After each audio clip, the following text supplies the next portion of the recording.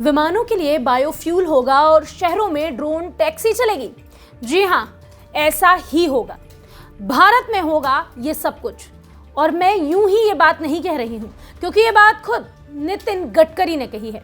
देश में अगर हाईवेज की बात हो, नेशनल हाईवेज की बात हो, परिवहन के विकास की बात हो, तो केंद्रीय मंत्री नितिन गडकरी का नाम सबके जहन में आना स्वाभाविक है। गडकरी हमेशा ही कुछ ऐसा कहते या कर गुजरते हैं जिसकी कल्पना पहले किसी ने भी नहीं की हो। अब नितिन गडकरी ने कहा कि जल्द ही हमारे देश में ड्रोन टैक्सी चलेगी जिसमें बायोफ्यूल का इस्तेमाल होगा।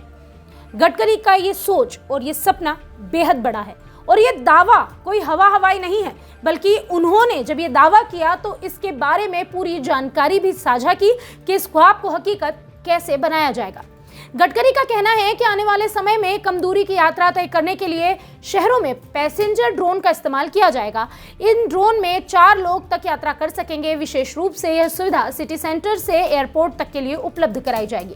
दरअसल Gadkari aircraft maintenance, repair and overall depot के एक कार्यक्रम में शामिल हुए थे। यहाँ बात करते हुए उन्होंने यातायात के क्षेत्र में बड़े बदलाव की ओर इशारा किया। इस दौरान गडकरी ने पैसेंजर ड्रोन का विचार रखा। उन्होंने MRO सेक्टर की ग्रोथ को लेकर भी बात की और कहा कि यह भविष्य के लिए बेहद भरोसेमंद उद्योग है। 2013 से ही विंग डिजाइन में हो रहे परिवर्तन पैसेंजर ड्रोन का रास्ता बना रहे हैं। फ्लैपिंग विंग प्रॉपल्शन सिस्टम भी इस बात की उम्मीद जता रहा है कि आने वाले समय में पैसेंजर ड्रोन का सपना साकार होने वाला है। बता दें कि इस समय ज्यादा से ज्यादा कमर्शियल ड्रोन पैकेज डिलीवरी के लिए इस्तेमाल हो रहे हैं। इनकी एक सीमित क्षमता होती है। गडकरी ने इस दौरान जानकारी दी थी कि इस तरह के ड्रोन बनने लगे हैं जो कि इंसानों को भी ले जा सकते हैं। हालांकि मार्केट में अभी ये अवेलेबल नहीं है। जानकारों का कहना है कि पैसेंजर ड्रोन का इस्तेमाल छोटी यात्रा या फिर आपातकालीन यात्रा के लिए किया जा सकता है। तो यह सपना 2026 तक साकार हो सकता है।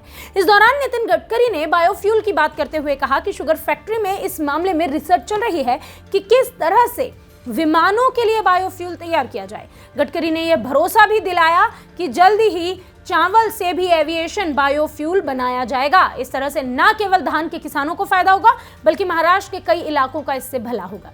इस दौरान गडकरी ने एक उम्मीद ये भी जताई कि 2026 तक बायो एविएशन फ्यूल का इस्तेमाल शुरू भी हो सकता है। अगर ऐसा होता है तो यह हमारे देश के लिए एक बड़ी उपलब्धि होगी। इस मामले में आपकी क्या राय है? कमेंट बॉक्स में हमें जरूर बताएं। वीके न्यूज़, राष्ट्र के नाम।